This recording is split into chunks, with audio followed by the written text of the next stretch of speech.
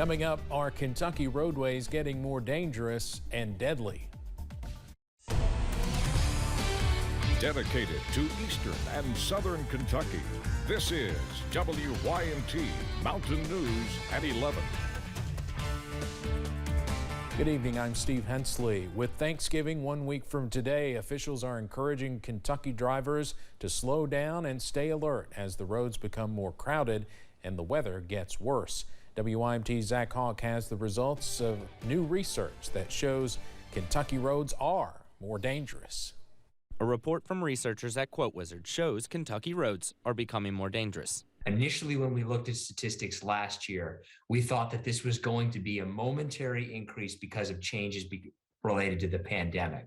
And we thought that they would go back down in 2021. But the deaths did not go back down. Vinzant said drivers picked up speed on open roads, but did not slow back down as traffic picked back up. I think that that's a result of just a little bit of a decrease in congestion that we're seeing is making a condition where drivers are just going that much faster, and it's just too risky. But this issue stretches far beyond the Commonwealth. The number of people killed nationwide increased by 16%. And when deadly accidents occur, officials like Kentucky State Trooper Matt Gayhart are among the first to respond. We hope for the best for all those incidents, but it takes a toll on you, especially one right after another. We have had an uptick in those types of accidents this year, seems like. But Trooper Gayhart does have advice on what drivers need to be doing, especially with winter conditions on the horizon. I would also encourage everybody to slow down, take their time, allow themselves plenty of extra time, that way they don't have to rush. That can also go a long way and make sure we all stay safe. Trooper Gayhart warns that roads will be crowded the next few weeks with holiday travelers, many of whom may be unfamiliar with the region. In Hazard, Zach Hawk, WYMT Mountain News.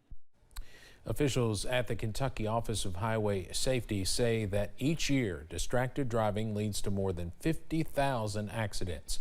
With that in mind, Kentucky Transportation Cabinet officials are reminding holiday travelers to buckle up and put the phones down.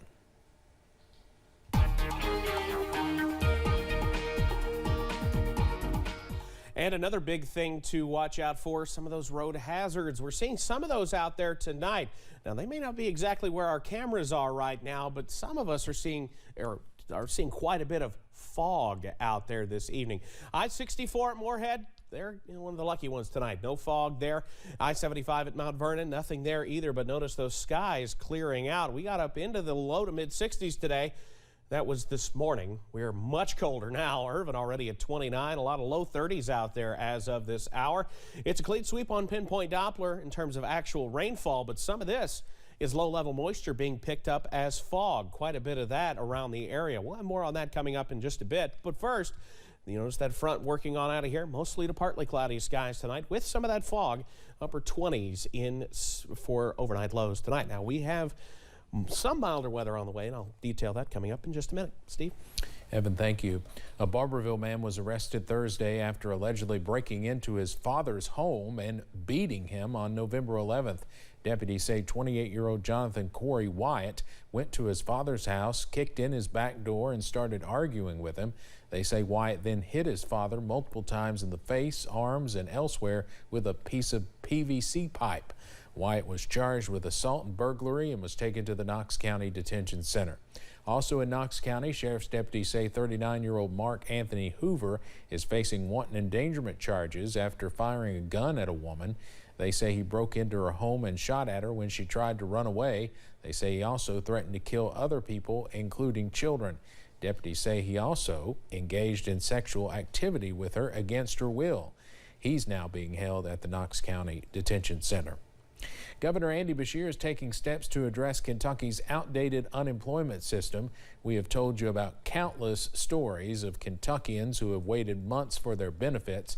Now, as Chad Hedrick reports, those waiting for their benefits hope this is the answer to their problems.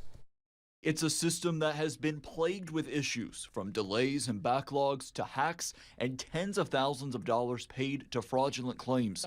Now, Governor Beshear is promising a complete overhaul. We need more permanent fixes to ensure that if we ever go through something like what we have seen, that our unemployment insurance works better. Bashir announced 4 initiatives Thursday his office is working on to address the decades out-of-date system that has forced many to wait months for unemployment benefits, if they got them at all. This thing is 10 years too late, but we're doing it now.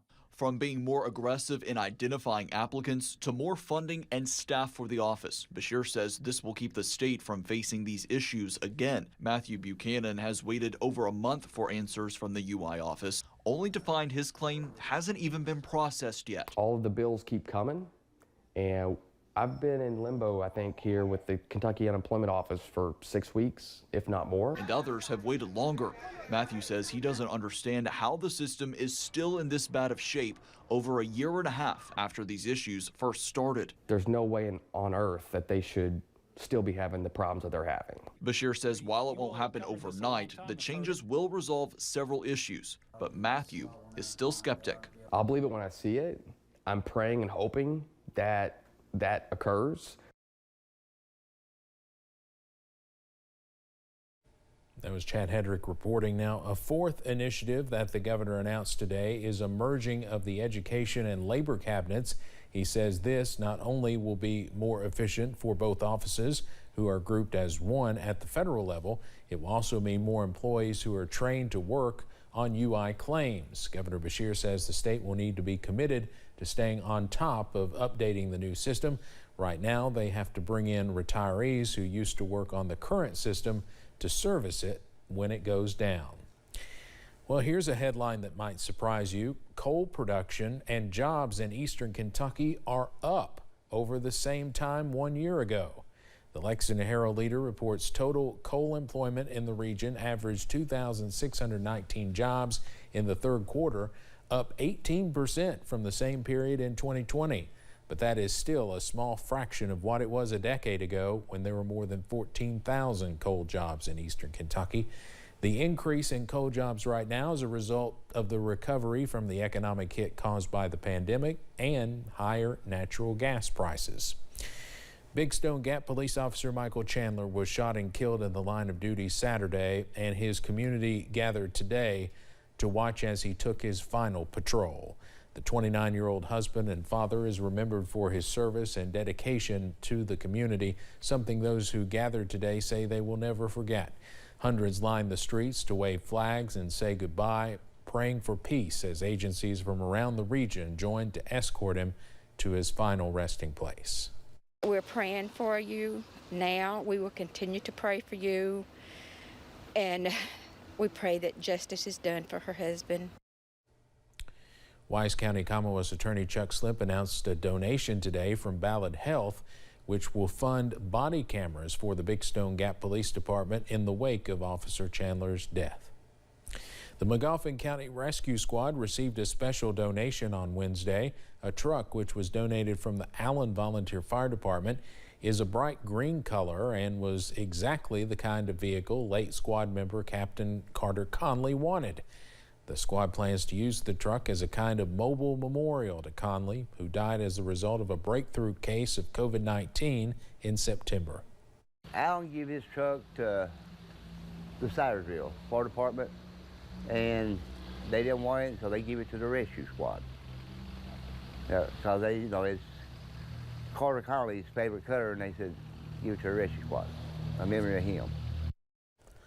The squad plans to use the truck mainly in water rescue situations, but say it will be useful in any rescue operation.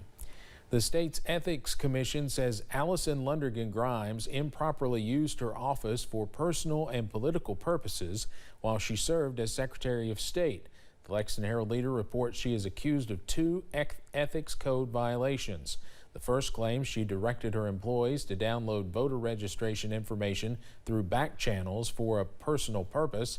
The second claims she used her position to create lists of registered Democrats in the state and gave those lists to Democratic candidates at no cost. Grimes has not commented. Kentucky's Attorney General is helping lead an investigation into Instagram. Daniel Cameron made the announcement today. The investigation is into Instagram's parent company, Meta Platforms.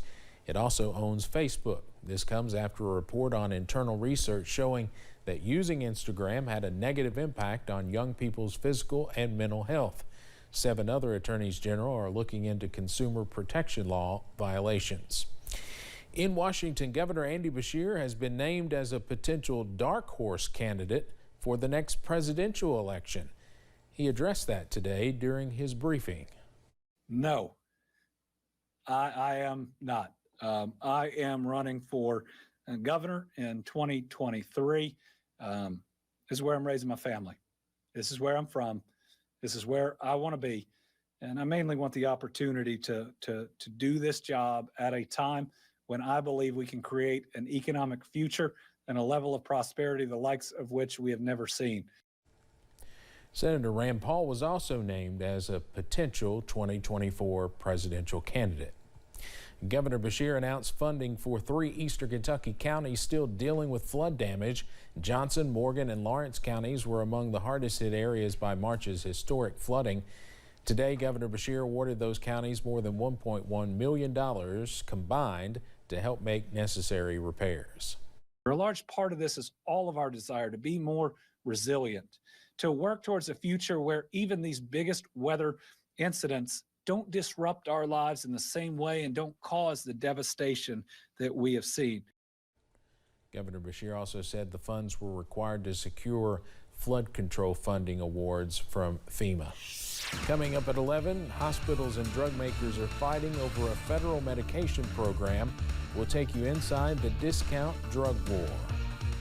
And well below average temperatures are working into the region as we head into the end of the work week. I'll have the latest from Future View on the way.